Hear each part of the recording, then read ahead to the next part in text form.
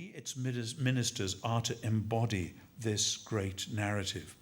So 2 Corinthians 4 verses 7 to 15, the contested confidence of apostolic ministry. We have this treasure in clay jars, quite a sharp image, so that it may be clear that the extraordinary power belongs to God and does not come from us. I doubt if many of us are tempted actually to imagine that we possess extraordinary powers. Maybe sometimes, from time to time, when you see someone's life transformed under your ministry, often to your own great surprise, maybe you do think, wow, this is exciting. And that's a temptation. I suspect for most of us today, that may not be the primary temptation. But verses 8, 9, 10, 11, and 12, I think are absolutely central for Paul, and I believe they are going to be, if they're not already, for us as well. We are afflicted in every way, but not crushed, perplexed, but not driven to despair, persecuted, but not forsaken, struck down, but not destroyed. But you see, the point of that list is that at the time, we were afflicted and it felt as though we were being crushed. We were perplexed, but we were on the edge of despair. We were persecuted and it felt as though we were forsaken and abandoned. We were struck down and we really thought, that's it, I'm finished.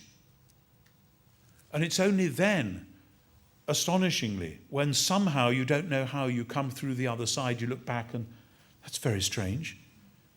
I'm sort of still here. How does that work? And the answer is verse 10, that we are always carrying about in the body the death of Jesus, so that the life of Jesus may also be made visible in our bodies. The call to ministry is not a call to rise above all that stuff. Suffering is for wimps, I'm going to do it differently. No, of course it isn't. It's a call to re-embody that which was true of Jesus, a man of sorrows and acquainted with grief. We will not escape it. Not that we should seek it. You know, I loved what Canon Simon said in his homily. I said to him afterwards, actually, he'd summed up in 2 minutes a great deal of what I'm trying to say within 45 minutes or more. But the word victim is tricky, isn't it?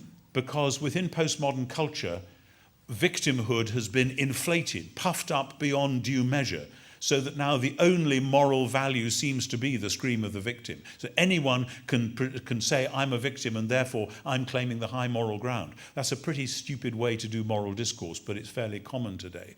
But victim, once we deflate it back to its proper sense, is what we are called to be. Not a sort of, oh, I'm a victim, so please be nice to me. But no, we are called to be the people who stand where Jesus stood, which is at the place where the glory of the Creator God interfaces with the rebellion and pain of the world.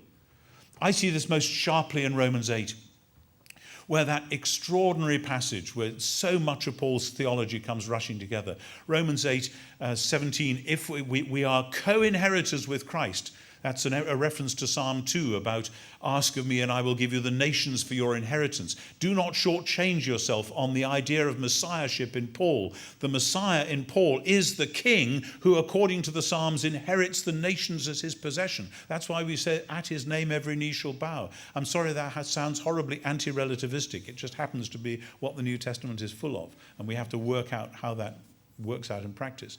But then Paul says, if we suffer with him so that we may also be glorified with him. It's what's going on here. And then he takes the step back and says more fully what's going on under this whole passage in 2 Corinthians, which I think was written maybe only months before Romans, possibly a year or so.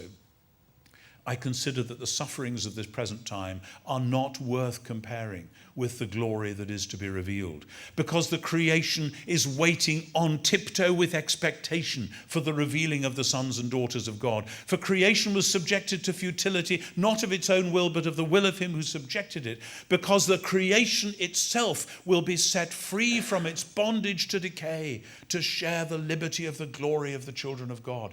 That's Paul's vision of new creation. That's going to happen. The earth will be filled with the knowledge of the glory of the Lord as the waters cover the sea. And we are to share that. But what's that like at the moment? Paul goes on immediately to say that the creation is groaning in travail as it awaits this great moment. And then we ourselves who have the first fruits of the Spirit groan inwardly as we await our adoption. And then he talks about prayer in that context. We don't know how to pray as we ought, but the Spirit, that very Spirit, is groaning within us with inarticulate groanings. And you see what's happening, the groaning of creation, the groaning of the church, the groaning of God the Spirit within us. We are called to be people this is what priesthood is all about, is it not? Who stand in prayer at the place where the world is in pain, knowing that pain in ourselves, so that somehow in the mercy of God, the groaning of God through the Spirit may take place at that point. This too is a temple image. The Spirit it's all through Romans 8, it's temple imagery. The Spirit indwelling us. So I am, just an aside but an important one, I am not surprised that we in the church are in pain on issues of gender, sexuality, etc. The world is in terrible pain and confusion. Maybe a third of the pastoral work I've done as a student chaplain all the way through to now as a bishop is on confusion of issues of gender and sexuality, identity and behavior. We shouldn't be surprised that we in the church are in pain on that. Maybe it's a sign that we are called to stand at the place where the world is in pain and somehow to groan inarticulately to God and say, please, what is going on? And maybe in the mercy of God, we have to hold on to that stuff, painful though it is, so that somehow our whole world, our whole culture might be redeemed, might be rescued in a way which I have no idea what it would look like. Confidence in ministry, hugely contested. I've been working on and off with ordinands, theological students, etc., most of my adult life, and I've seen the pattern repeated again and again. I've seen it in ordination candidates just this year. Somebody on the threshold of a new ministry, about to launch off into something. It's quite clear this is the right thing. It's a new thing. God is with them, and the church has prayed. This is great. And suddenly something goes horribly wrong. Sickness or death or money worries or some tragedy or something inexplicable or a horrible attack from left field happens again and again and again. And it happens in my case often when I take it upon myself to talk about the death of Jesus or the resurrection of Jesus. Again and again when you get near the cross, suddenly all the furniture starts to fly around the room.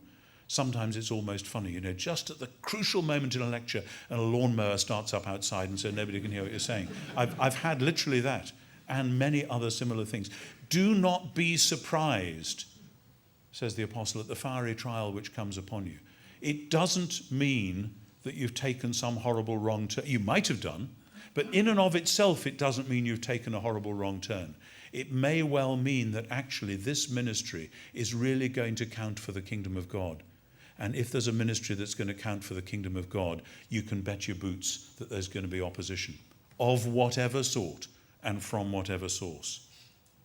Afflicted but not crushed, perplexed but not in despair, persecuted but not forsaken, struck down but not destroyed. And when we realize this for ourselves, it's easier to realize it for those in our care, who are often tempted to see as what's wrong with them, why can't they get the point or come to their senses or whatever. And maybe they're having this struggle as well. And we are called, therefore, in verse 10, to be walking, breathing, visual aids of Jesus, given up to death so that Jesus' life may be seen even in our mortal dying flesh. And this is not simply that one day we will be raised from the dead. Please God, we shall.